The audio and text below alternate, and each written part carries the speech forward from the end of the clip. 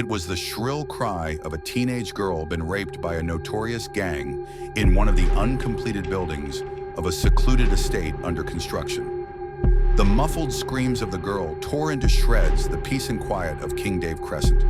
The area had become a jungle for dangerous and notorious criminals. Top of the gang leaders were Capone and General. They were barely in their 20s, but everyone lived in dread of them. They had been in and out of jail severally and had become even more hardened upon their release from prison. They were violent weapons in the hands of politicians, men of the underworld, and were well protected and funded by them. They lived in their terms, lavishly, menacingly, and dangerously. No one was safe from their brutal and violent behavior. Reporting to the police was a waste of time, for they were highly connected and well known to the authorities.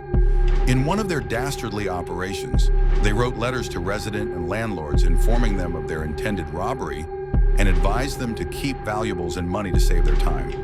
And true to their words, they visited each home, causing so much sorrow and pains to their victims.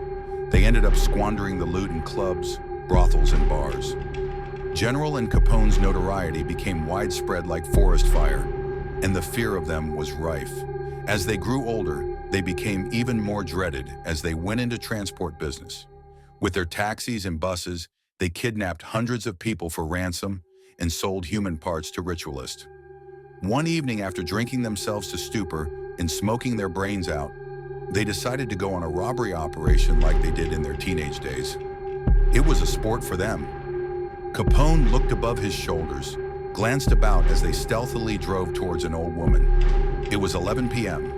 General parked the bus on the side of the road but kept the engine running. The night was a fine opportunity for them to raise some quick bucks for their evening abuse of drugs. There would be no need to toil for the next 2 days after the hit, because Mama was well known to carry about a lot of cash. She was the grandmother of the girl they had both assaulted in their teenage years. Mama had groaned at the assault and gnashed her teeth in pains as they got off the police net unscathed. Popularly known as Mama Yabo, she was very kind and cared a lot for people in need. She had on many occasions offered the indigent free food.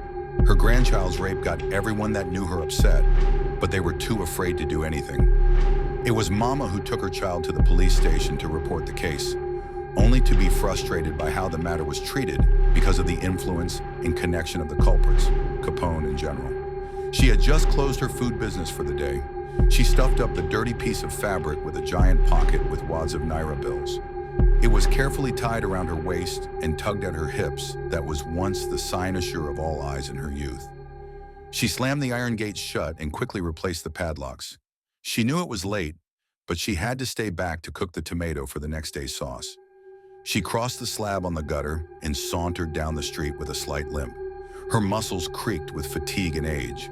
General nodded to Capone, and he quickly pulled the hoodie over his head and made his way toward the old woman in quick, short paces, with the stealth of a tiger in the cover of darkness.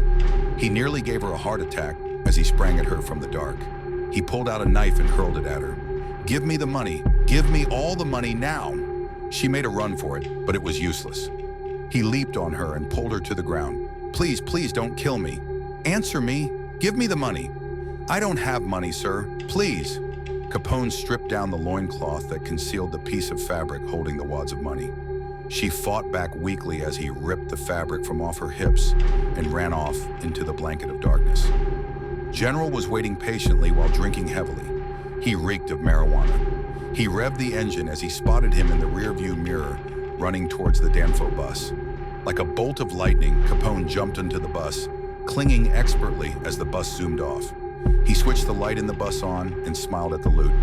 They didn't need to toil again for a week. They both laughed heartily, singing delightfully to the booming jam from the radio. And there she was. General wiped his bloodshot eyes with the back of his hands as he stared at the old woman in the bus from the rearview mirror.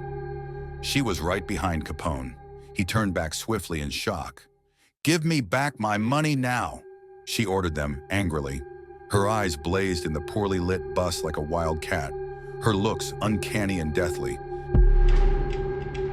Capone heaved violently with fright, ramming his bald head against the roof of the bus as General hit the brake. Terrified, he quickly handed over the piece of fabric containing the money.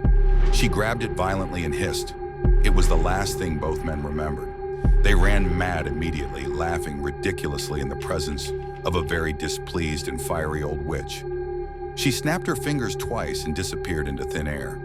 The notorious criminals roamed the streets they were once dreaded, walking about naked for many years. All they did day after day until their tragic end was sing popular songs as they ate rotten food noisily in the refuse dump that was their paradise of filth, infirmity, and karma. The end. Thank you for watching. If you loved this video, please like, share, and subscribe. It means a lot. See you in the next video.